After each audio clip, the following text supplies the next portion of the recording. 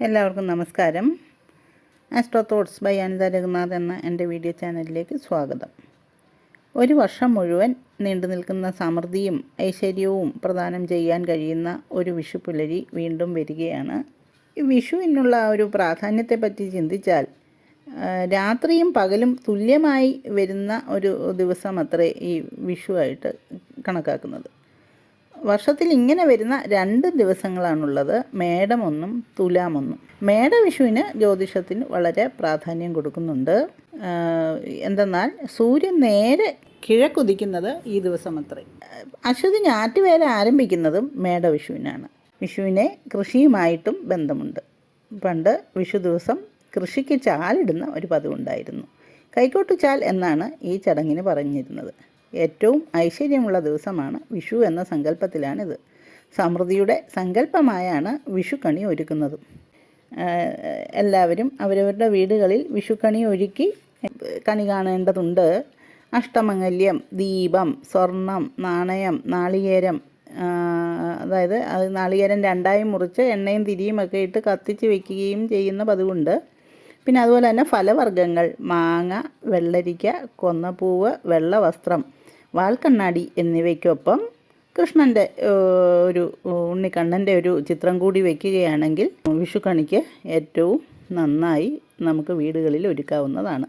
അപ്പോൾ ഈ വിഷുക്കണിയിൽ കേരളത്തിൽ ഏറ്റവും പ്രാധാന്യം ശ്രീകൃഷ്ണ ക്ഷേത്രങ്ങൾ തന്നെയാണ് വിഷുക്കണി കാണുവാൻ. ഇനി കേരളത്തിലെ ക്ഷേത്രങ്ങളിൽ വിഷുവിന് വളരെ പ്രാധാന്യമുണ്ടെന്നറിയാമല്ലോ.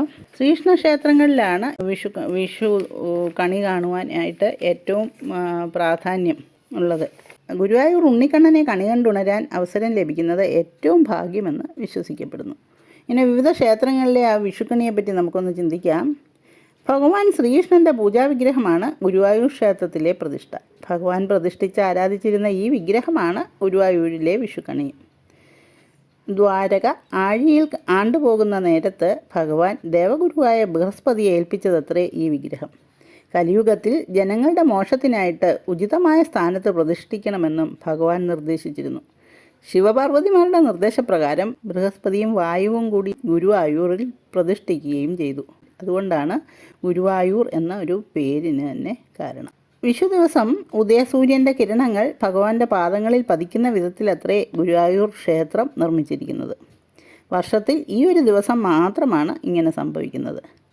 കണ്ണിന് കുളിർമയും ഹൃദയത്തിന് തണുപ്പും സമ്മാനിക്കുന്ന ആർദ്രമായ ഒരു അനുഭവമാണിത്. വിഷുക്കണിയിലെ ഏറ്റവും പ്രാധാന്യം കണിക്കൊന്നയ്ക്കാണ്. ഗുരുവായൂരും കണിക്കൊന്നയുമായി ബന്ധപ്പെട്ട ഒരു ഐതിഹ്യമുണ്ട്. അതെന്തെന്നാൽ പണ്ട് ഗുരുവായൂർ ക്ഷേത്രത്തിൽ ദരിദ്രനായ ഒരു ബ്രാഹ്മണ ശാന്തി ഉണ്ടായിരുന്നു. അദ്ദേഹത്തിൻ്റെ മകന് വിശപ്പ് സഹിക്കവയ്യാതെ ഈ ഉമ്മറത്ത് നിൽക്കുമ്പോൾ വഴിയെ പോയൊരു ബാലൻ അത് കണ്ടു.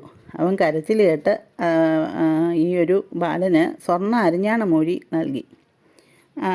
ഈ ബാലൻ്റെ സ്വർണ്ണ അരിഞ്ഞാണ മൂഴി ഈ ദരിദ്ര ബാലന് നൽകി. ക്ഷേത്രം അടച്ച് തിരിച്ചെത്തിയ ശാന്തിക്കാരൻ ഇത് കണ്ടു. ഗുരുവായൂരപ്പൻ്റെ അരിഞ്ഞാണം തൻ്റെ മകൻ്റെ കയ്യിലിരിക്കുന്നത് കണ്ട് അദ്ദേഹത്തിന് വളരെ ദേഷ്യം വന്നു. ശാന്തിക്കാരൻ മകനെ പൊതിരെ തല്ലി. അരിശം തീരാതെ ബാലൻ്റെ കയ്യിൽ നിന്ന് ഈ അരിഞ്ഞാണം പിടിച്ചു വാങ്ങി ദൂരേക്കെറിഞ്ഞു.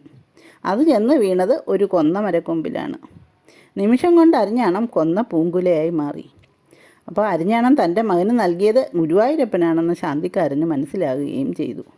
ഇങ്ങനെ ഒരു കൊന്നപ്പൂവിൻ്റെ ഒരു ഐതിഹ്യവും നിലനിൽക്കുന്നു. മേടപ്പുലരിയായ വിഷുവിന് പുലർച്ചെ 2:30 ഗുരുവായൂർ നട തുറക്കും. ക്ഷേത്രത്തിനുള്ളിൽ മുഖമണ്ഡപത്തിലാണ് കണി ഒരുക്കി വച്ചിരിക്കുന്നത്. നെറ്റിപ്പട്ടം, ആലവട്ടം, വെഞ്ചാമരം എന്നിവ കൊണ്ട് അലങ്കരിച്ച സ്വർണ്ണ സിംഹാസനത്തിൽ ഭഗവാന്റെ തങ്കത്തിടമ്പ് എഴുന്നള്ളിച്ച് വയ്ക്കും.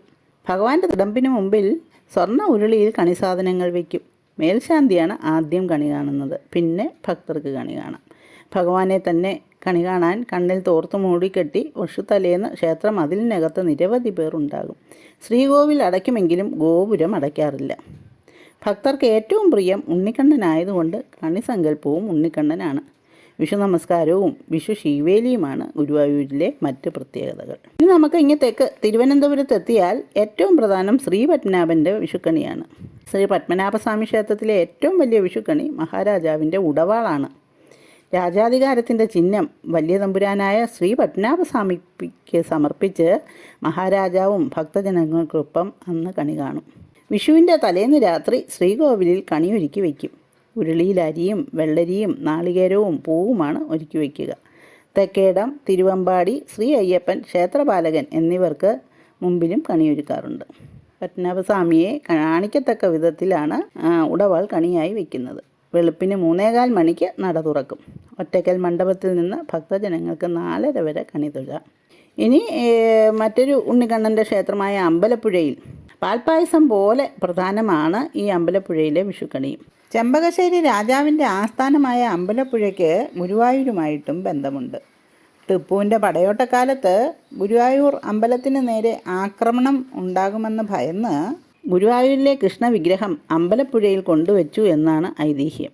അതുകൊണ്ട് തന്നെ ഗുരുവായൂരിലെ ഉച്ചപൂജയ്ക്ക് ശേഷം മാത്രമേ അമ്പലപ്പുഴയിലും ഉച്ചപൂജ നടത്താറുമുള്ളൂ. ഗുരുവായൂരിൽ ഉച്ചപൂജയ്ക്ക് ശേഷം നടയടച്ചാൽ ഭഗവാൻ അമ്പലപ്പുഴയിലേക്ക് എഴുന്നള്ളുമെന്നത്രേ ഐതിഹ്യം. വിഷുവിന് കളമെരുത്തും പാട്ടും നടത്തുന്ന ഏക ക്ഷേത്രവും ഇതാണ്.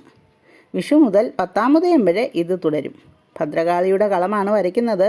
വിഷു ദിവസം ക്ഷേത്രത്തിൽ 18 പൂജയും വിളക്കും വഴിപാടായി നടക്കും. ഉദയാസ്തമന പൂജയ്ക്ക് മുമ്പായിരിക്കും നാലമ്പലത്തിനകത്താണ് വിഷു തലേന്ന് മേൽശാന്തി ഉറങ്ങുന്നത്. പുലർച്ചെ 3-ന് ശംഖുവിളിയോടെയാണ് കണി തുടങ്ങുന്നത്. കുഞ്ചൻ നമ്പ്യാർ വിഷുക്കണി കണ്ടിരുന്നത് അമ്പലപ്പുഴ ശ്രീകൃഷ്ണസ്വാമി ക്ഷേത്രത്തിലായിരുന്നത്രേ. ഇനി മലബാറിലെ രാജരാജേശ്വര ക്ഷേത്രത്തിലുമുണ്ട് വിഷുക്കണി. ഈ രാജരാജേശ്വര തപ്പനെ കണി കണ്ടുണരുന്നത് ഒരു വർഷം മുഴുവൻ ഐശ്വര്യ സമൃദ്ധി ഉണ്ടാകുമെന്ന് അവിടുത്തെ മലബാറുകാർ വിശ്വസിക്കുന്നു. വിഷുവിൻ്റെ തലേന്നാൾ തൊട്ടടുത്ത് തൃച്ചംബരം ശ്രീകൃഷ്ണക്ഷേത്രത്തിൽ നിന്ന് ശ്രീകൃഷ്ണ വിഗ്രഹം എഴുന്നള്ളിച്ച് ആഘോഷപൂർവ്വം രാജരാജേശ്വരൻ്റെ സമീപം കൊണ്ടുവന്ന് ശങ്കരനാരായണ പൂജ നടത്തും. വൈകിട്ടാണ് ആന എഴുന്നള്ളത്ത്.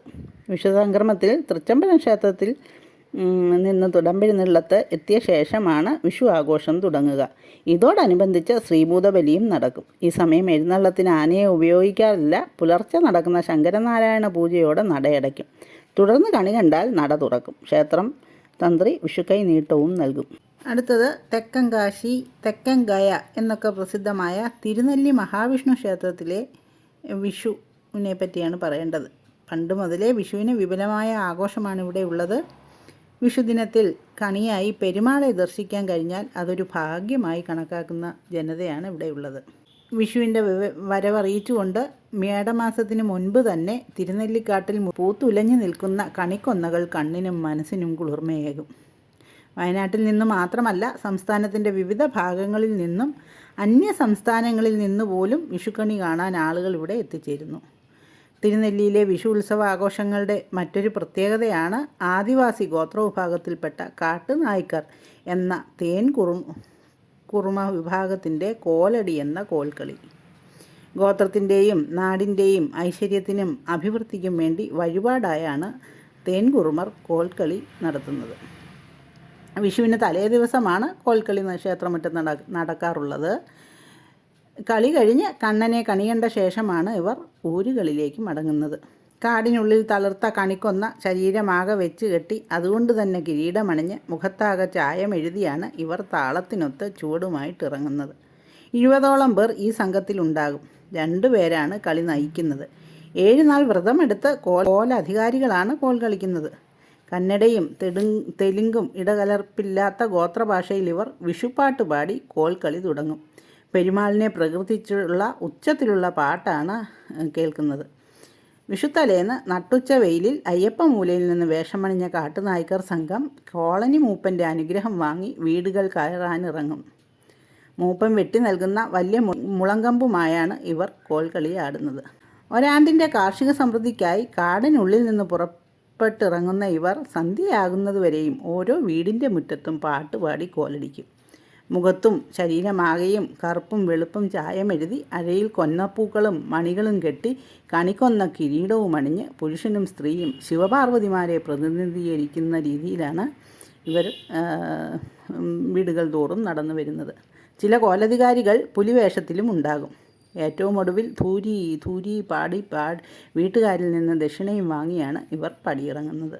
ഒരു കാലത്ത് വന്യമൃഗങ്ങളെ വേട്ടയാടിയും വനവിഭവങ്ങൾ ശേഖരിച്ചും തേനെടുത്തും ജീവിതം നയിച്ചുകൊണ്ടിരുന്ന കാട്ടുനായ്ക്കരുടെ സ്വന്തം ജീവിതം തന്നെയാണ് തിരുനെല്ലി പെരുമാളെ പ്രകീർത്തിക്കുന്നതിനോടൊപ്പം കോലടിയുടെ പാട്ടിലൂടെ ഇവർ പാടുന്നത്.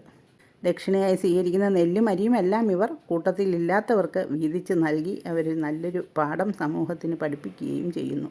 മലയാളികൾക്ക് വേണ്ടി ശ്രീ ശങ്കരാചാര്യൻ പ്രതിഷ്ഠിക്കാൻ ഉദ്ദേശിച്ചിരുന്ന ശ്രീ മൂകാംബികാദേവി, കൊല്ലൂരിലെ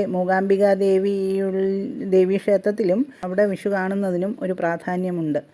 ഈ ഒരു വിഷു അവിടെ വിഷുക്കണി ഒരുക്കുന്നതിൽ ഒരു മലയാളി കരസ്പർശമുണ്ടായത് യാദൃച്ഛികമായിട്ട് തന്നെ കാണാം. ഒരു തികഞ്ഞ ദേവീഭക്തനായിരുന്ന ശ്രീ മഞ്ഞപ്ര കോങ്ങാട് കോമൻ നായർ, അദ്ദേഹത്തിന് കണി കാണുവാനായിട്ട് 1931 ദേവിയെ കാണാൻ കോമൻ നായർ വനത്തിലകപ്പെട്ടു. അന്ന് ഇന്നത്തെ പോലെയല്ല, ഘോര വനമായിരുന്നു ഇവിടം. ദിവസം ഒരു നേരം മാത്രമാണ് അക്കാലത്ത് നട തുറന്നിരുന്നത്. ഇദ്ദേഹം കടമ്പേഴി ചുഴലി ഭഗവതി ക്ഷേത്രത്തിലെ മാനേജരായിരുന്നു. മംഗലാപുരം വരെ അക്കാലത്ത് തീവണ്ടിയുണ്ട്. മംഗലാപുരത്ത് നിന്ന് കൊല്ലൂരിലെത്തണമെങ്കിൽ അപൂർവമായി മാത്രം ബസ് സർവീസ് ഉണ്ടായിരുന്ന ഒരു കാലമാണ്. ബൈന്ദൂരിലെത്തിയാൽ കാളവണ്ടി കിട്ടും, ഇല്ലെങ്കിൽ നടന്നേ പറ്റൂ.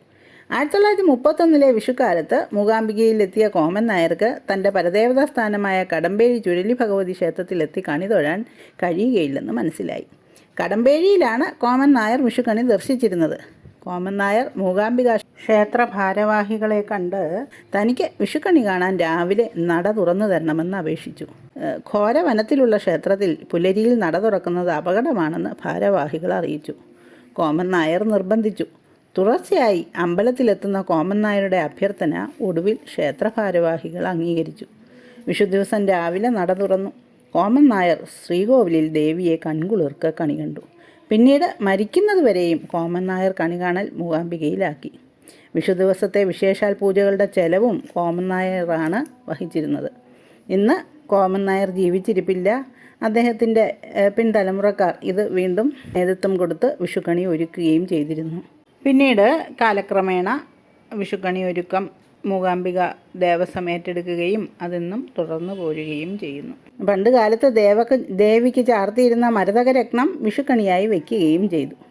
അത് ഭക്തജനങ്ങൾക്ക് കണ്ണിൽ തൊട്ട് വന്ദിക്കുവാൻ നൽകുകയും ചെയ്തിരുന്നു പണ്ട് കാലത്ത്. തികച്ചും മലയാള തനിമയോടെയാണ് മേടവിഷു മൂകാംബികയിൽ ആഘോഷിക്കുന്നത്. വിഷു തലേന്ന് രാത്രി ദേവിക്ക് പ്രത്യേക അലങ്കാരങ്ങളുണ്ട്. അത്താര ശീവേലിയും കഷായ തീർത്ഥ വിതരണവും കഴിഞ്ഞാൽ ഭക്തർക്ക് മതിലിനകത്ത് കൂടുകയും ചെയ്യാം. കണ്ണ് കെട്ടിയാണ് ഭക്തർ ആ രാത്രി കഴിച്ചു കൂട്ടുന്നത്. പുലർച്ചെ 4 മണിക്ക് നട തുറക്കും. ദേവിക്കൊപ്പം വിഷുക്കണിയും തിരുമുമ്പിൽ അണിയിച്ചൊരുക്കി വയ്ക്കും. മൂകാംബികയിൽ 2 വിഷുവുണ്ട്, മേടവിഷുവും ഉഗാദി ഉത്സവവും. ഉഗാദി എന്നാൽ വിഷു എന്നാണ് അർത്ഥം. ഇവിടെ പ്രധാനവും ഇതാണ്. മൂലവിഗ്രഹത്തെയാണ് ഈ കണി കാണുന്നത്. ഈ ഉത്സവത്തിന് രാവിലെ 4 മണിക്ക് നട തുറന്ന്, സാധാരണഗതിയിൽ അവിടെ 5 മണിക്കാണ്, ഇങ്ങനെയുള്ള ദിവസങ്ങളിൽ 4 മണിക്ക് തന്നെ നട തുറക്കും. വരുന്ന ഒരു വർഷത്തെ ഗുണദോഷങ്ങൾ നിശ്ചയിക്കുവാൻ പ്രാപ്തമാണ് വിഷു ദിവസത്തെ കണി. അതുകൊണ്ട് തന്നെ ഇങ്ങനെ ദേവത ചൈതന്യമുള്ള ക്ഷേത്രങ്ങളിലെ വിഷു ദർശനത്തിന് വളരെയേറെ പ്രാധാന്യമുണ്ട്. ആ ഒരു വർഷത്തെ ദോഷഫലങ്ങളിൽ നിന്നുമെല്ലാം മുക്തി നേടി ഐശ്വര്യം പ്രദാനം ചെയ്യുവാൻ ഇങ്ങനെയുള്ള ഒരു വിഷുക്കണി ഉപകരിക്കും എന്ന് തന്നെ വിശ്വസിക്കാം. എല്ലാവർക്കും വിഷുദിനാശംസകൾ. നല്ലൊരു ഒരു വർഷം എല്ലാവർക്കും ഉണ്ടാകട്ടെ എന്ന് ആത്മാർത്ഥമായിട്ട് ആഗ്രഹിക്കുന്നു. വീഡിയോ ഏവർക്കും ഇഷ്ടമായി എന്ന് വിശ്വസിക്കുന്നു. ഇഷ്ടമാവുകയാണെങ്കിൽ ലൈക്ക് ചെയ്യുകയും ഷെയർ ചെയ്യുകയും സബ്സ്ക്രൈബ് ചെയ്യുകയും ചെയ്യണേ. നന്ദി, നമസ്കാരം.